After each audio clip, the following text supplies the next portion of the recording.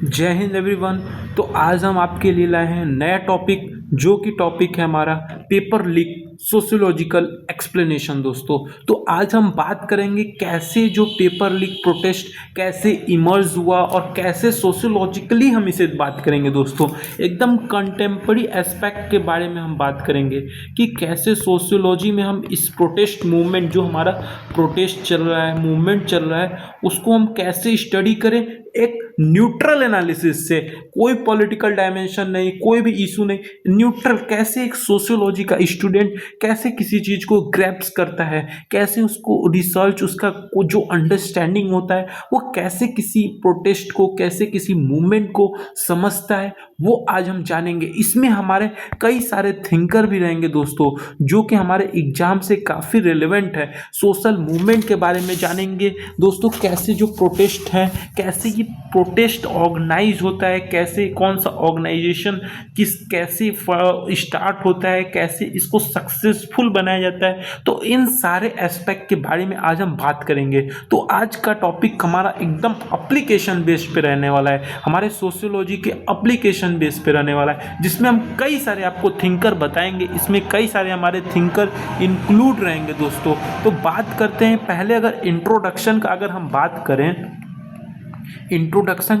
बात करें तो हम देखते हैं क्या पेपर लीक कहीं ना कहीं एक हमारा क्या है, पेपर जो हमारा लीक है एक हमारा न्यू सोशल मूवमेंट हमें देखने को मिल रहा है। एक कंटेम्पररी सोशल मूवमेंट हमको देखने को मिल रहा है इंडिया में, कि किस तरह से पेपर लीक हो रहा है। कई सारे कॉम्पिटिटिव एग्जामिनेशन जैसे कई सारे, एक तरीके से आप कह सकते हैं, और गवर्नमेंट के रिक्रूटमेंट के एग्ज़ाम, कई सारे एग्ज़ाम आप देख सकते हैं, जैसे नीट का पेपर लीक हुआ। ऐसे कई सारे पेपर हमारे जो हो रहे हैं, लीक हो रहे हैं। उसके साथ साथ जो पेपर का जो रिजल्ट और आंसर की में डिले है, उसको हम कैसे पढ़ सकते हैं। ये मूवमेंट हमारा दोस्तों कहीं ना कहीं एक प्रकार का ये जो प्रोटेस्ट है, जो हमारा इस होल सिनारियो को लेके जो प्रोटेस्ट है हमारा, किसके अबाउट है, एक हमारा ट्रांसपेरेंसी के अबाउट है दोस्तों।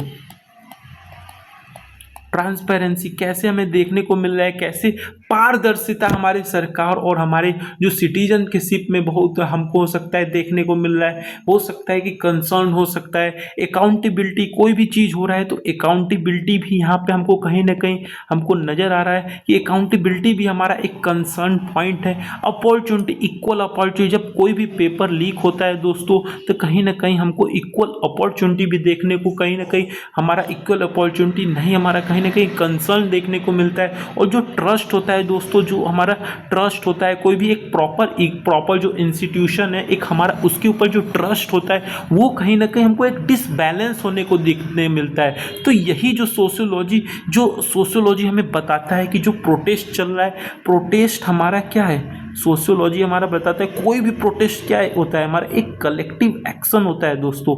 एक हमारा कलेक्टिव एक्शन होता है, सोशल मूवमेंट होता है। कहीं ना कहीं हमको कन्फ्लिक्ट देखने को मिलता है पावर के बीच में, आइडेंटिटी के बीच में। ये सारे चीज को हम इवेल्युएट करते हैं, उसी को हम कहेंगे दोस्तों क्या, कलेक्टिव एक्शन या प्रोटेस्ट। हम यहाँ पे कोई भी पॉलिटिकल पोजीशन को इवेल्युएट नहीं करेंगे, इसमें हमारा सोशियोलॉजिकल एनालिसिस के बारे में हम बात करेंगे। जैसे अब हम बात करेंगे कुछ थिंकर को जो इससे रिलेट हैं, तो सबसे पहले जो हम जानते हैं, कार्ल मार्क्स, काफ़ी इंपॉर्टेंट थिंकर है दोस्तों। अधिकतर जो सोशियोलॉजी वाले स्टूडेंट है वो समझेंगे। मार्क्स क्या कहता था, society is characterized by conflict over scarce resources दोस्तों बताता है कि जो सोसाइटी है वो कहीं ना कहीं ये कहीं ना कहीं कैरेक्टराइज है किसके ऊपर, कन्फ्लिक्ट के ऊपर। कन्फ्लिक्ट क्यों होता है दोस्तों, क्योंकि हमारे पास स्कार्स रिसोर्सेज रहेंगे। स्कार्स मतलब हमारे पास कुछ लिमिटेड रिसोर्स रहेंगे, तो उससे कहीं ना कहीं हमको देखने को मिलेगा क्या, कि उसके कारण हमारा कन्फ्लिक्ट आएगा। जैसे एग्जाम्पल दोस्तों, इसको रिलेट करिए, कार्ल मार्क्स को अगर हम रिलेट करें तो कैसे रिलेट कर सकते हैं दोस्तों। गवर्नमेंट जॉब या एजुकेशनल अपॉर्चुनिटी क्या है, गवर्नमेंट जॉब और जो हमारे एजुकेशनल, जैसे एग्जांपल आप यूजीसी नेट का प्रिपरेशन करते हैं तो पीएचडी में जीआरएफ के लिए कहीं ना कहीं जो एजुकेशनल अपॉर्चुनिटी ये क्या है हमारे पास स्कार्स है या लिमिटेड है कह सकते हैं, उसकी वजह से हमको कन्फ्लिक्ट देखने को मिलता है। तो कार्ल मार्क्स यही कहता है कि सोसाइटी एक हमारा कहीं ना कहीं characterize by conflict over scarce resources. जिस भी रिसोर्सेज का लिमिटेड होगा वहां पे हमको कन्फ्लिक्ट देखने को मिलेगा। ठीक वैसे ही कार्ल मार्क्स बात करता है दोस्तों।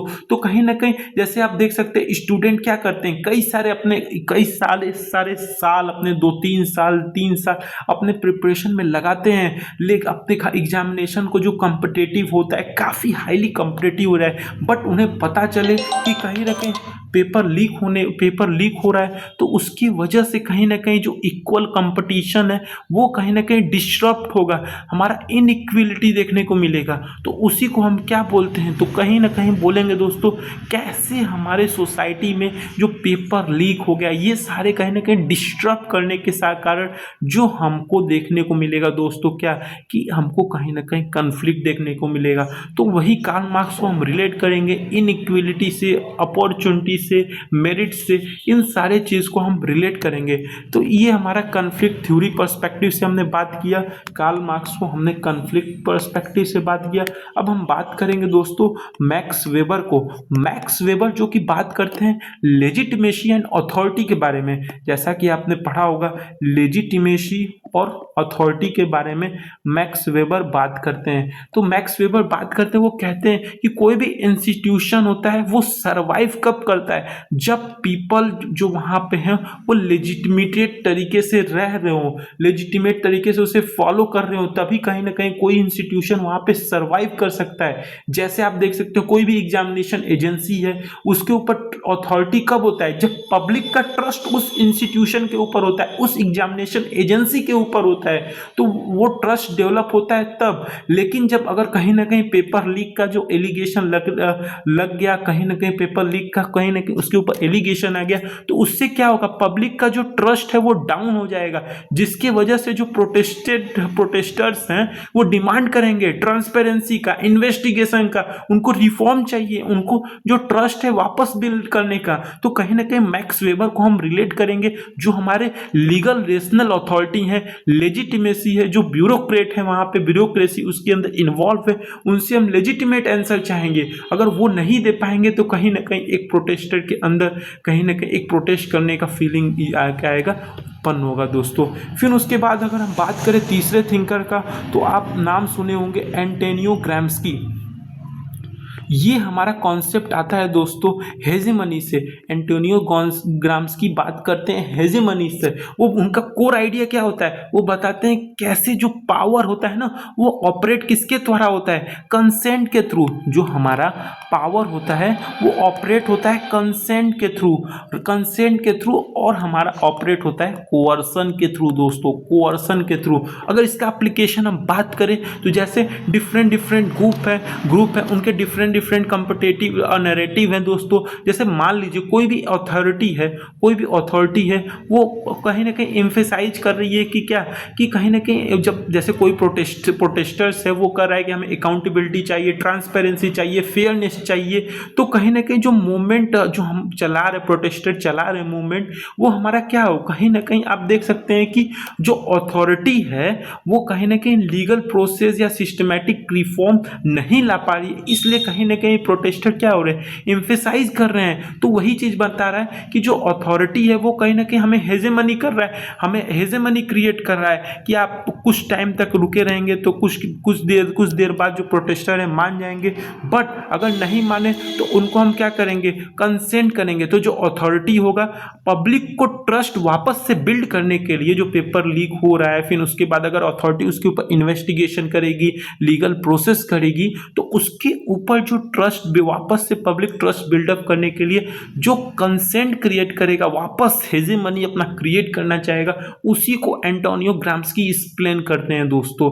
अब उसके बाद हम कई सारे हम थिंकर यहाँ पे बात करेंगे। इसके बाद हम बात करेंगे टेड रॉबर्ट गुर।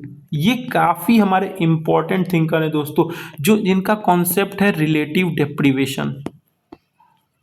अब यहाँ पे अगर हम बात करें पेपर लीक्स के कैसे रिलेट कर सकते हैं, तो सपोज दैट मान लीजिए पेपर लीक हुआ, जिसकी स्टूडेंट तो क्या एक्सपेक्ट कर रहा है कि फेयर एग्जामिनेशन हो रहा है, हमारा इक्वल अपॉर्चुनिटी मिल रहा है, लेकिन कहीं ना कहीं रियलिटी में अगर पेपर लीक हो रहा है या एग्जामिनेशन का कैंसिलेशन हो रहा है या रिक्रूटमेंट डिले हो रहा है, तो कहीं ना कहीं हमको एक गैप देखने को मिलेगा। जो स्टूडेंट एक्सपेक्ट किए थे कि एग्जामिनेशन प्रॉपर होगा, टाइम पे रिजल्ट आएगा, और इनका जो एक्सपेक्ट किए थे और जो इनका आउटकम आया दोस्तों, कहीं ना कहीं इसके बीच में हमको गैप देखने को मिल रहा है। तो वही टेड गुड बताते हैं कि ये रिलेटिव डेप्रीवेशन, एक्सपेक्ट कुछ और किए थे, आउटकम कुछ और आया, जिसकी वजह से कहीं ना कहीं हमको देखने का मिलेगा जो प्रोटेस्टर होते हैं वो अराइज होते हैं, क्योंकि उनका एक्सपेक्टेशन काफ़ी ज़्यादा एक्चुअल एक्सपीरियंस से डिफरेंट होता है दोस्तों। तो यहाँ पे हम टेड रॉबर्ट गुड को भी यहाँ पे हम रिलेट कर सकते हैं। फिर उसके बाद अगर हमारे एक और थिंकर हैं जैसे नील जे स्मेल्सर, आपने नाम सुना होगा, सोशियोलॉजी वाले स्टूडेंट नाम सुने होंगे नील जे स्मेल्सर का वैल्यू एडेड थ्योरी जो देते हैं, वैल्यू एडेड थ्योरी, जहाँ पे इन्होंने अपने 6 कैरेक्टरिस्टिक्स बताएं, 6 स्टेजेस बताएं। 6 स्टेजेस कौन कौन से दोस्तों, ये आप याद कर लीजिएगा। यहाँ पे तो हम एप्लीकेशन बेस्ड बात कर रहे हैं। जैसे मान लीजिए इनका पहला स्टेज होता है स्ट्रक्चरल कंड्यूसिवनेस। स्ट्रक्चरल कंड्यूसिवनेस में मतलब क्या होता है दोस्तों कि एक स्ट्रक्चरल जो ऑर्गेनाइजेशन है वो, जैसे large number of competitive exam हमको देखने को मिला, जैसे एक एग्जाम मिला, दूसरा एग्जाम मिला, तीसरा एग्जाम मिला। अगर पेपर लीक से हम इसको रिलेट करें मूवमेंट से, तो जैसे कई सारे एग्जामिनेशन के हमको क्या देखने को मिल रहा है कि कहीं ना कहीं कई सारे एग्जाम ने, नीट का पेपर लीक हुआ, उसके पहले हमारा नेट का यूजीसी नेट का पेपर लीक हुआ था अगस्त 2024 में। तो ये हमारा देखने को मिल रहा है कई सारे एग्जामिनेशन क्या हो रहे हैं, कहीं ना कहीं एक large number of competitive exam उसके ऊपर हमारा कहीं ना कहीं लीक देखने को मिल रहा है। तो उससे क्या होगा, उसके बाद उनका दूसरा स्टेज आता है स्ट्रक्चरल स्ट्रेन का, जिसमें क्या होता है कि अगर स्ट्रेन कब आएगा, स्ट्रक्चरल स्ट्रेन कब आ जाएगा, जब आप देखने को आपको दिख रहा है कि large number of competitive exam गलत तरीके से हो रहे हैं, तो उसके कारण क्या होगा, कहीं ना कहीं जो हमारा अनएम्प्लॉयमेंट है उसके साथ डिले होगा एग्जाम में, तो अनएम्प्लॉयमेंट देखने को मिलेगा और कंपटीशन और ज़्यादा टफ होते जाएगा, जिसकी वजह से कहीं ना कहीं एक तीसरा स्टेज उनका आता है जनरलाइज बिलीव। तो जो हमारा एग्जामिनेशन के ऊपर जो बिलीफ होता है वो अनफेयर होने लगेगा कि इतने पढ़ने के बाद भी नहीं हो रहा है, हमारा जो क्वालिफाई नहीं हो रहा है। तो उसके कारण क्या होगा, चौथा स्टेज उनका आएगा ट्रिगरिंग इवेंट। जो इवेंट होगा वो कहीं ना कहीं हमको ट्रिगर होने को देखने को मिलेगा कि पेपर लीक एक हमारा न्यू एलिगेशन हमको न्यूज़ में देखने मिलेगा, जिसकी वजह से जो स्टूडेंट हैं वो क्या होंगे, मोबिलाइजेशन होंगे। पांचवा स्टेज उनका मोबिलाइजेशन, स्टूडेंट जा रहे हैं, स्टूडेंट ऑर्गेनाइजेशन कोऑर्डिनेट कर रहे हैं प्रोटेस्टेड को, तो उसके कारण फिर लास्ट में स्टेज आता है सोशल कंट्रोल।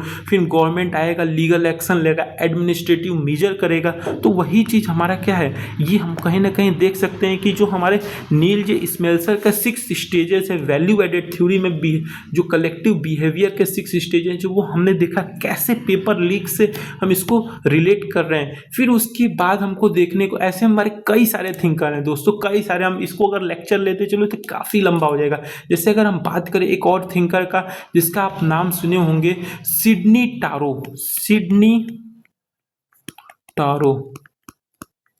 सिडनी टारो भी काफ़ी इंपॉर्टेंट थिंकर है दोस्तों। ये अपना एक इनका कॉन्सेप्ट है political opportunity structure.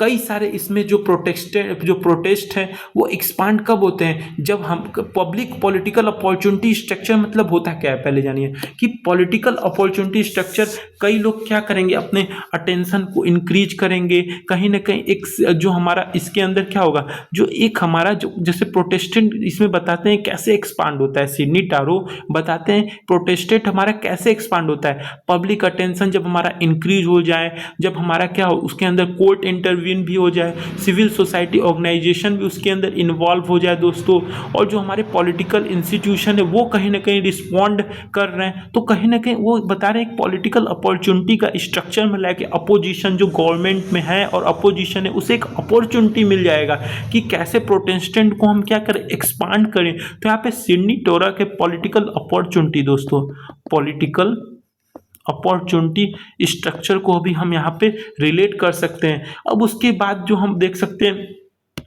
Charles Tilly का आप नाम सुने होंगे, चार्ल्स टीली का, जो कि इनका है कॉन्सेप्ट टॉयर्स ऑफ कंटेंशन।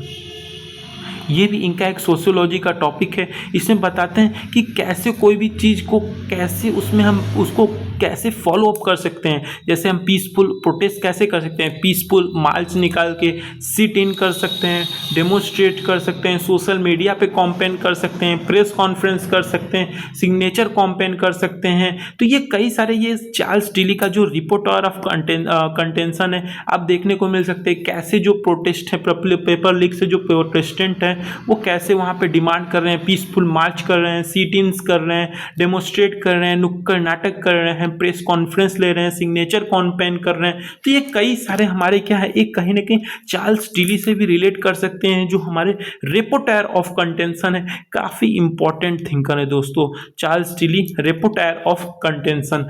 फिर उसके बाद अगर हम बात करें, जब हम बात करें जो हमारा दूसरे थिंकर अगर हम इसमें रिलेट करें तो आज के समय हमारे सबसे रेलेवेंट थिंकर है दोस्तों, जो कि हमारे 26 थिंकर में भी आते हैं, मैनुअल कासल। दोस्तों मैनुअल कासल काफ़ी इंपॉर्टेंट थिंकर है। ये बताते हैं कोई भी मूवमेंट कैसे अराइज हो। जैसे हम देख सकते हैं इस समय जो हमारा पेपर लीक का जो मूवमेंट चल रहा है, कैसे ये एक ऑनलाइन मूवमेंट से उसको एक डिजिटल प्लेटफॉर्म से हमारा आज फिजिकल मतलब वर्चुअल से फिजिकल हमें देखने को मिला है। जैसे एग्जाम्पल हमारे दोस्तों ट्विटर पे, टेलीग्राम, व्हाट्सअप, इंस्टाग्राम, यूट्यूब, इन सारे चीज कहीं ना कहीं हमसे इससे क्या हो रहे हैं, लोग प्रभावित हो रहे हैं। Many of the youth are going to be impact of this movement through the online mode virtual mode से कैसे ये इम्प्रूव हमारे जो प्रोटेस्ट हैं कैसे इंक्रीज कर रहे हैं। इनके जो मॉडर्न प्रोटेस्टेड आप कह सकते हैं कहीं ना कहीं आज डिजिटली कनेक्ट हैं।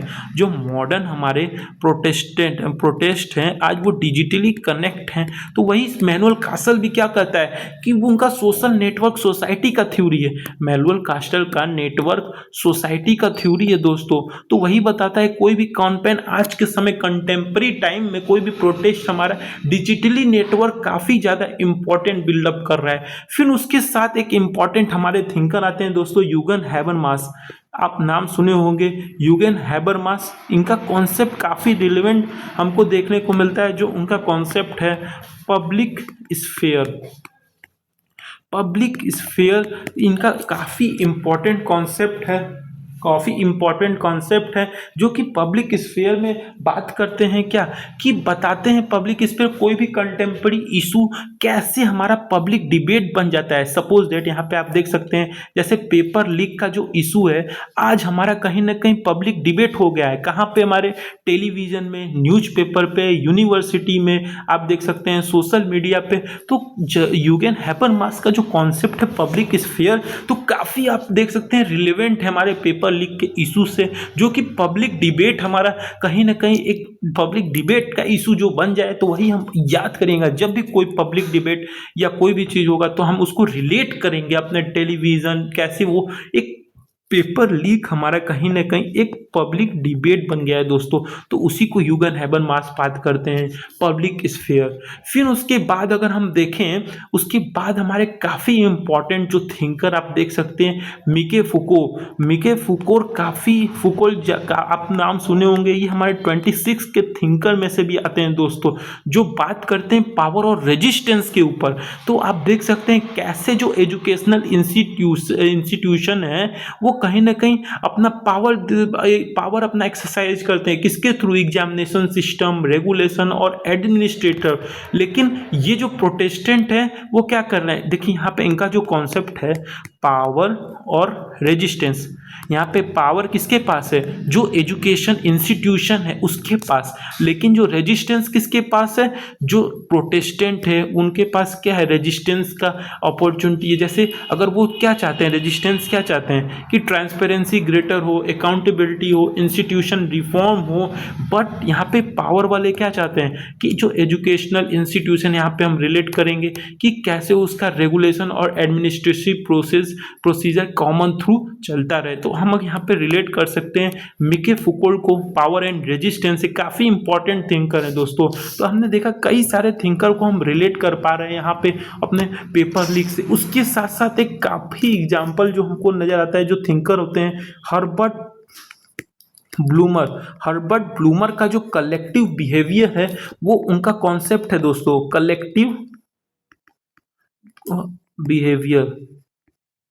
कलेक्टिव बिहेवियर, हर्बर्ट ब्लूमर को हम याद करते हैं अपने जो हमारे सिंबॉलिक इंट्रैक्शनिस्ट थिंकर हैं दोस्तों, इनको हम फाउंडर ऑफ सिंबॉलिक इंट्रैक्शनिज्म भी कहते हैं। तो बताते हैं कि कैसे अगर हम पेपर लीक से इसे रिलेट करें तो कैसे जो पेपर लीक प्रोटेस्ट वाले हैं वो कैसे कलेक्टिव बिहेवियर देखने को मिल रहा है कि जहाँ पे एक इंडिविजुअल से एक कॉमन कंसर्न बन गया है ऑर्गेनाइजेशन के ऊपर कि वो एक दूसरे से क्या कर रहे हैं, अपने ऑब्जेक्टिव को शेयर कर रहे हैं। तो दोस्तों ये हम देख सकते हैं कई सारे हम यहाँ पे थिंकर को रिलेट किए हैं। हर्बर्ट ब्लूमर, मिके फुको, यूगन हैबरमास हमने देखा, मैनुअल कास्टल देखा, चार्ल्स टीली देखा हमने दोस्तों, जो हमारा सिडनी टैरो है उनको देखा।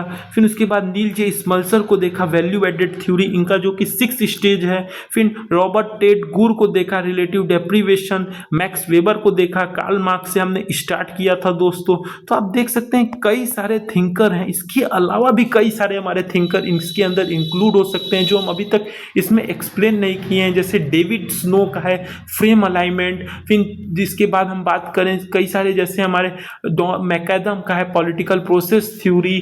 फिर उसके साथ कई सारे थिंकर यहाँ पे दोस्तों रिलेट होंगे हमारे पेपर लीक जो इस समय कंटेम्पररी मूवमेंट है। अगर हम बात करें इसका फ्लो ऑफ मूवमेंट कैसे होगा, अगर हम फ्लो ऑफ मूवमेंट का बात करें कंटेम्पररी इशू का, तो आप देख सकते हैं कैसे हो रहा है कि हाई कंपटीशन पहले हमें देखने को मिलता था, हाई कंपटीशन अभी भी है, और उसके साथ साथ अनएम्प्लॉयमेंट ज़्यादा है। तो उसके कारण क्या होगा, लोग क्या सोचेंगे जल्दी से जल्दी पेपर क्वालिफाई करें, लेकिन कई लोग सोचेंगे कि on the basis of their money, on the basis of their power, they will get the paper and solve it through, हम कह सकते हैं। फिर उसके बाद कहीं ना कहीं हमको देखने को मिलेगा एलिगेशन देखने को मिलेगा पेपर लीक के ऊपर दोस्तों।